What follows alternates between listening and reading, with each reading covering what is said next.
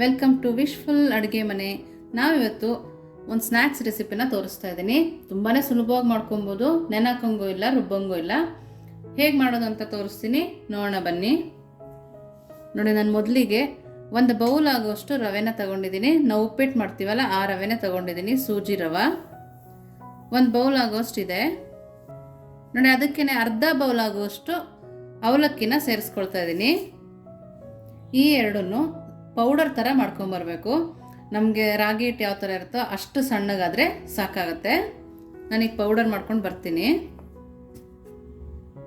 ನೋಡಿ, ಒಂದು ಬೌಲ್ ತಗೊಂಡು ನೋಡಿ ಮಿಕ್ಸಿನಲ್ಲಿ ಪೌಡರ್ ಮಾಡ್ಕೊಬಂದಿದ್ದೀನಲ್ಲ ಅದನ್ನು ಸೇರಿಸ್ಕೊಳ್ತಾ ಇದ್ದೀನಿ. ಇದಕ್ಕೆ ರುಚಿಗೆ ತಕ್ಕಷ್ಟು ಉಪ್ಪನ್ನು ಈಗಲೇ ಸೇರಿಸ್ಕೊಳ್ತಾ ಇದ್ದೀನಿ. ನಾವು ರವೆನ ಯಾವ ಬೌಲಲ್ಲಿ ತಗೊಂಡಿದ್ವೋ ಅದೇ ಬೌಲಲ್ಲಿ ಮೊಸರನ್ನ ತಗೊಳ್ತಾ ಇದ್ದೀನಿ. ಜಾಸ್ತಿ ಹುಳಿ ಇರಬಾರ್ದು ಮೊಸರು. ನೋಡಿ, ಅಷ್ಟು ಮೊಸರನ್ನು ಹಾಕ್ಕೊಳ್ತಾ ಇದ್ದೀನಿ. ನೀಟಾಗಿ ಕಲಿಸ್ಕೊಬೇಕು.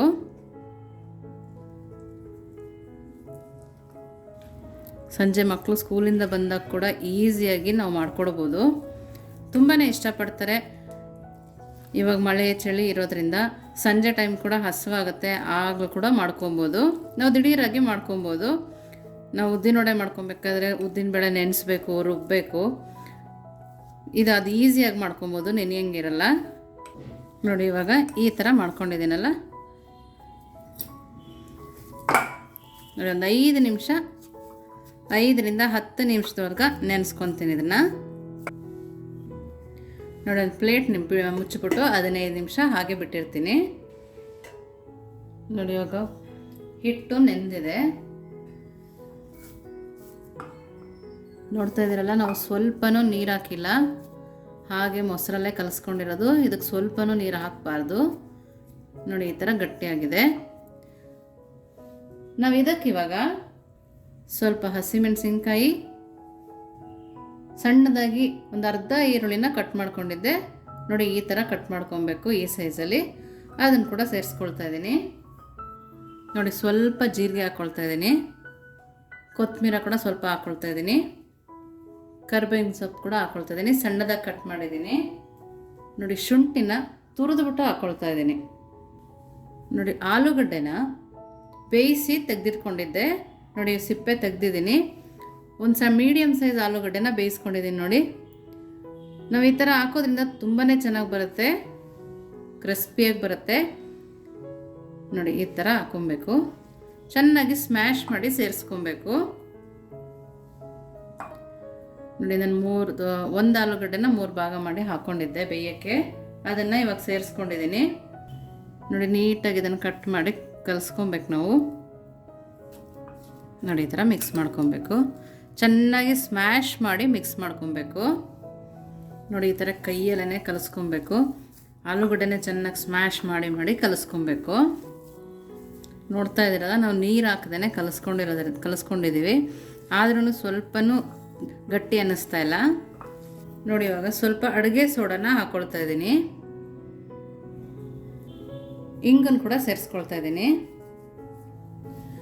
ನೋಡಿ, ಇಷ್ಟು ಕಲಸಾದ್ಮೇಲೆ ಇವೆರಡನ್ನ ಹಾಕ್ಕೊಂಡು ಕಲಿಸ್ಕೊಬೇಕು. ನಾವು ಅಡುಗೆ ಸೋಡಾ ಹಾಕೋದ್ರಿಂದ ಕೂಡ ತುಂಬ ಚೆನ್ನಾಗಿ ಬರುತ್ತೆ. ಇಂಗು ಹಾಕೋದ್ರಿಂದ ಡೈಜೆಷನ್ ಕೂಡ ಚೆನ್ನಾಗಿರುತ್ತೆ. ನೋಡ್ತಾ ಇದ್ದೀರಲ್ಲ ಎಷ್ಟು ಚೆನ್ನಾಗಿ ಉಬ್ಬಿ ಬರ್ತಾ ಇದೆ ಅಂಥೇಳಿ. ನಾವು ಉದ್ದಿನವಡೆ ಮಾಡ್ತೀವಲ್ಲ ಆ ಹದದಲ್ಲೇ ಇದೆ. ನೋಡಿ, ನೀರು ಹಾಕೊಳ್ದೇ ಕಲಿಸ್ಕೊಬೇಕು. ಅಕಸ್ಮಾತ್ ನಿಮಗೆ ತೆಳು ಅನಿಸಿದ್ರೆ ಒಂದು ಅರ್ಧ ಬೌಲ್ ಆಗೋಷ್ಟು ಅಕ್ಕಿ ಹಿಟ್ಟನ್ನು ಹಾಕೋಬೋದು. ಇಲ್ಲಾಂದರೆ ನಾವು ಮೊದಲೇ ಹಾಕೊಂಡ್ವಲ್ಲ ರವೆ, ಆ ರವೆನ ಪೌಡರ್ ಮಾಡಿ ಕೂಡ ಸೇರಿಸ್ಕೊಬೋದು. ನೋಡಿ, ಈ ಹದ ಬಂದಿದೆ ಅಲ್ವಾ, ಈ ಥರ ನಮಗೆ ಕಟ್ಟೋದಕ್ಕೆ ಬರಬೇಕು. ಈ ಥರ ಮಾಡಿ ನಾವು ಹೆಂಗೆ ಉದ್ದಿನವಡೆ ಮಾಡ್ತೀವೋ ಆ ಥರ ಮಾಡೋಕ್ಕೆ ಬಂದರೆ ಸಾಕಾಗತ್ತೆ. ನೋಡಿ, ನಮಗಿಷ್ಟು ಬಂದರೆ ಸಾಕು. ಕೈಯನ್ನು ಸ್ವಲ್ಪ ನೀರಲ್ಲಿ ಅದ್ದಿ ಮಾಡಿಕೊಂಡ್ರೆ ತುಂಬ ಚೆನ್ನಾಗಿ ಬರುತ್ತೆ. ನೋಡ್ತಾ ಇದ್ದೀರಲ್ಲ ಹಿಟ್ಟು ಎಷ್ಟು ಚೆನ್ನಾಗಿದೆ ಅಂಥೇಳಿ. ನೋಡಿ, ನೋಡಿ, ಈ ಥರ ಮಾಡ್ಕೋಬೋದು. ನೋಡಿ, ಎಣ್ಣೆನ ಕಾಯಕ್ಕೆ ಇಟ್ಕೊಂಡಿದ್ದೀನಿ. ನೀವು ಒಡೆನ್ ಬಿಡುವಾಗ ಚೆನ್ನಾಗಿ ಎಣ್ಣೆ ಕಾದಿರಬೇಕು. ನೋಡಿ, ಕೈಯಲ್ಲಿ ಮಾಡ್ಕೊಳಕ್ಕೆ ಬರಲ್ಲ ಅಂದವರು ಈ ಥರ ಕೂಡ ಮಾಡ್ಕೋಬೋದು. ನೋಡಿ, ಈ ಥರ ಮಾಡ್ಕೊಂಡ್ರು ಕೂಡ ತುಂಬ ಚೆನ್ನಾಗಿ ಬರುತ್ತೆ. ನೋಡಿ, ಇವಾಗ ಎಣ್ಣೆ ಕಾದಿದೆ. ನೋಡಿ ಎಷ್ಟು ಚೆನ್ನಾಗಿ ಬರುತ್ತೆ. ನೋಡಿ, ಕೈ ಒದ್ದೆ ಮಾಡ್ಕೊಂಡು ಕೂಡ ಮಾಡ್ಬೋದು. ನೋಡಿ, ಈ ಥರ ಕೂಡ ಮಾಡ್ಕೋಬೋದು.